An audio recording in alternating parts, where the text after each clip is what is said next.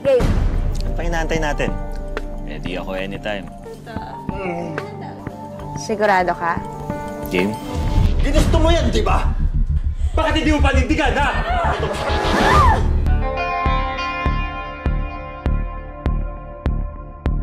Nakailang failed relationships ako sa dati kong mga naging boyfriend. Tumatakbo ang oras, ang buwan, ang taon. May kasabihan tayong lagpas na ako sa kalendaryo. At ito ang kalaban ng isang babaeng gustong maging isang ina, ang bawat pagpapalit ng kalendaryo.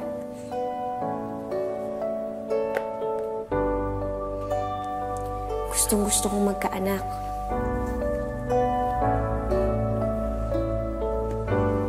Hindi na mahalaga kung may katuwang ako o wala.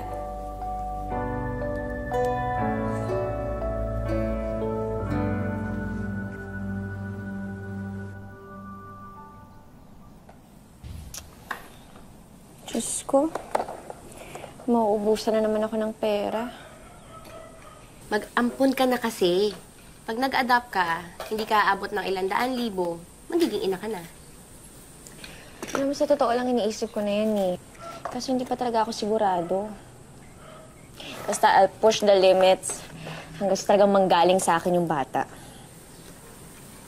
Naku, kung half-hearted ka, wag na. Kasi baka maging conditional lang yung love mo.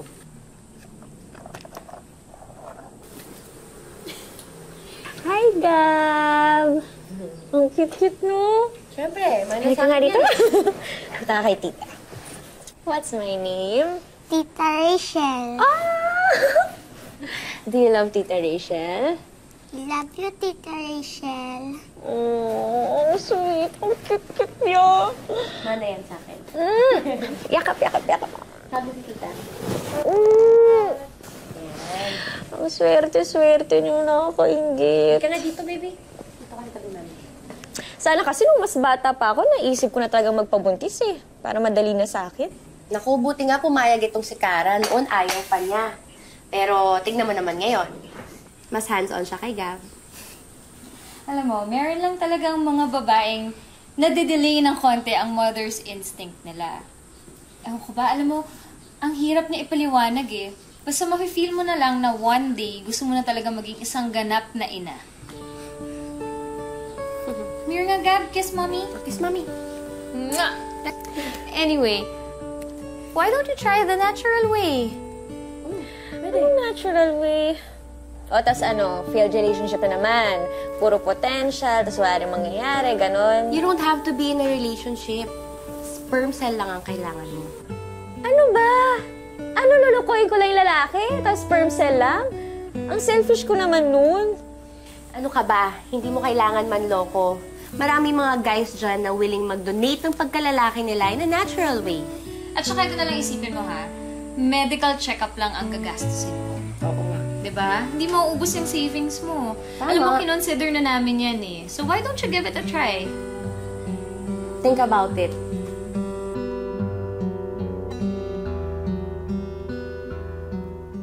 Sampu na ang anak ko. So, I'm tried and tested. May asawa ka? Hindi naman kita kailangan sustentuhan, di ba? Dear. Isa lang naman ang condition ko. Makita ang bata once a year. Kahit tuwing Christmas lang. Cheers. Pag-iisipan ko muna. Hindi natin kailangan ng relasyon. Kailangan ko lang talagang magbuntis. Teka, nakainom na ako ah. Tama ba yung narinig ko na gusto mong mabuntis?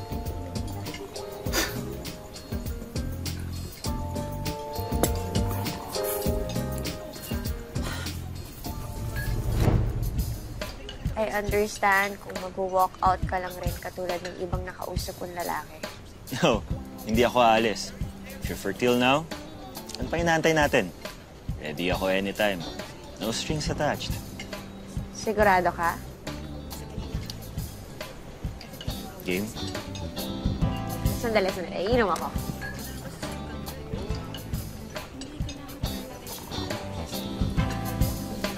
Game.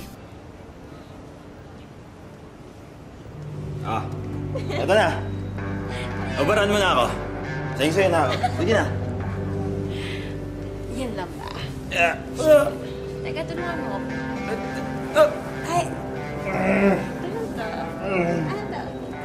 Wala. Meron ka Mamaya pala makukuha. yan. Wala. Oh. Naman. Katawan ko lang naman ang habol mo para magkaanak ka sige na. Bumad ka na. Tatapa ko yung mga mata. Loko ka? Mas malako. Isa ka lang. Sige nga. Anakan mo nga ako.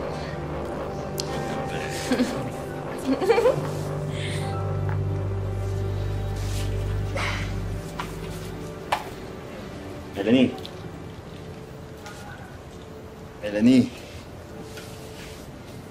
Melanie. Melanie. Ha? Melanie ba talaga yung pangalan mo? Oo. Bakit? Kaya mo lumingon Ano? Sabay na tayo malis? Okay lang. Sige na, mauna ka na. Sige. Ano? Number mo. Hindi natin kailangan magkaroon ng communication. Baka sakali lang na hindi tayo makabuo, di ba? Round 2. Tatawagan lang kita pag nakabuo, Yun lang yun. Melanie.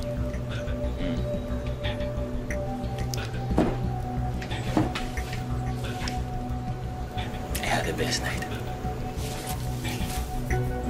Thank you. Good job. Okay. Thanks. Bye. Bye.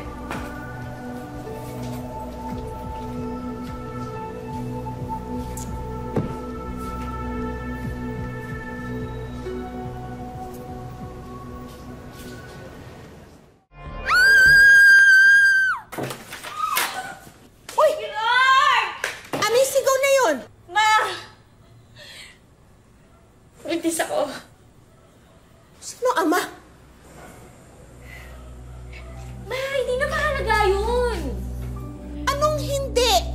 Ikaw nga ito, ang kulit-kulit mo dati na naghahanap ka ng tatay? Eh di sasabihin ko sa kanya na wala siyang ama. Ganun.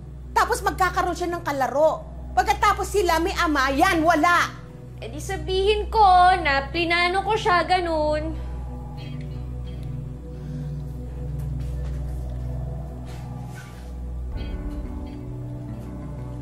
Anak, hindi sa ayaw kitang magbuntis.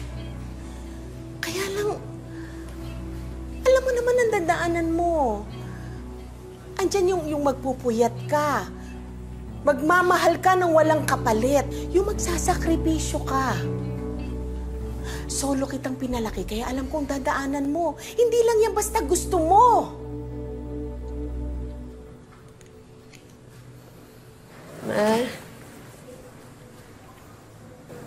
Palalakihin ko siya kagaya ng pagpapalaki mo sa akin.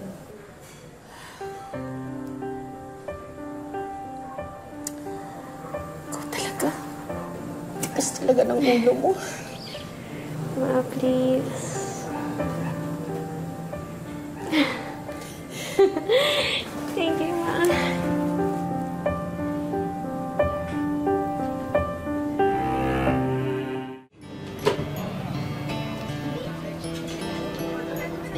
Picture daw tayo, babe. 1, 2, 3, smile. Mamaya na lang.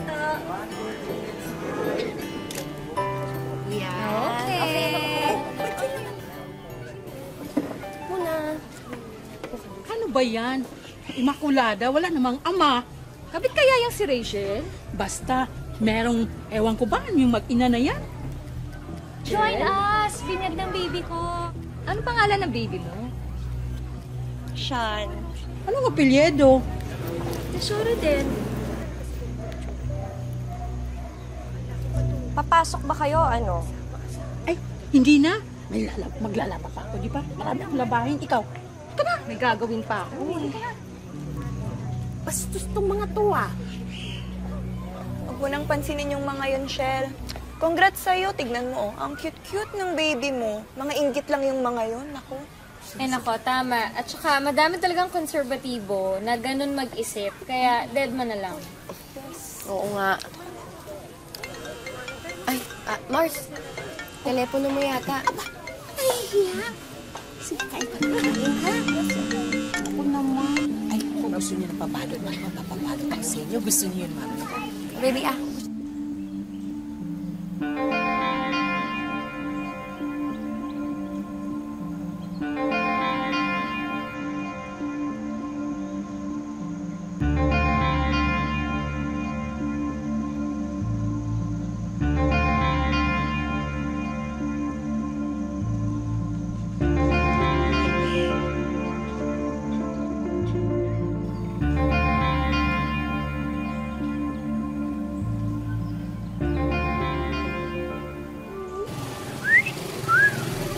Ma'am, sexy! Sexy! Ikaw ba? Gusto magmumog na dugo, ah? Sir, Ha? Sir, pasensya niyo pa makasya, sir. Gusto niyo yung buhay niyo, ah? Melanie. Ay, Rachel pala. Kumusta ka na? paano mo nalamang Pag gusto, maraming paraan. bakit ka nandito? Tawag ako ng tawag sa'yo. Hindi mo naman sinasagot yung tawag ko. Siyempre, iisipin ko, naku, tayo, di ba? Ano? Ano ba? Hindi ako titigil hanggat hindi ko nakikita yung baby natin. May pinag-usapan tayo, Raven. At malinaw yun. Kahit isang beses lang, kapag nakita ko na yung baby natin, titigil na ako, pangako. Sige na.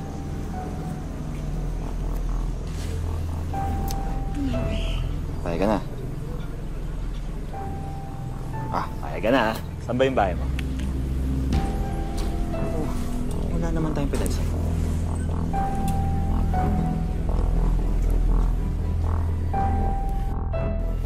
Ang cute-cute naman.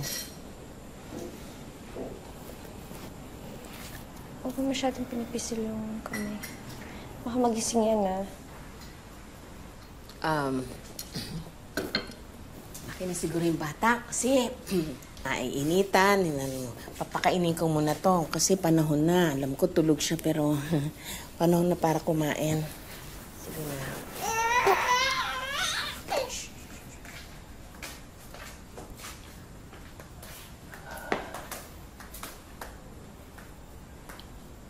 Rachel.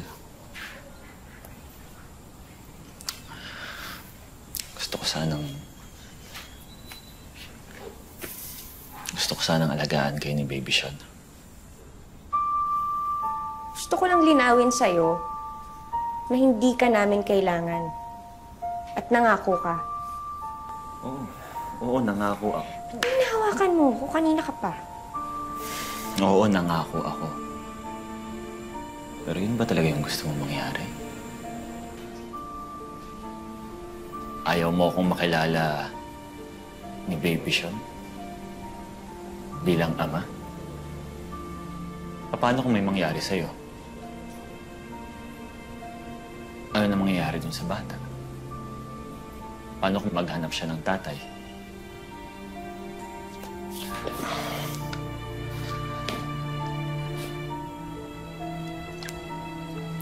Bigyan mo lang ako ng pagkakataon. Isang pagkakataon. Magiging mabuti akong ama sa kanya. Magsama tayo.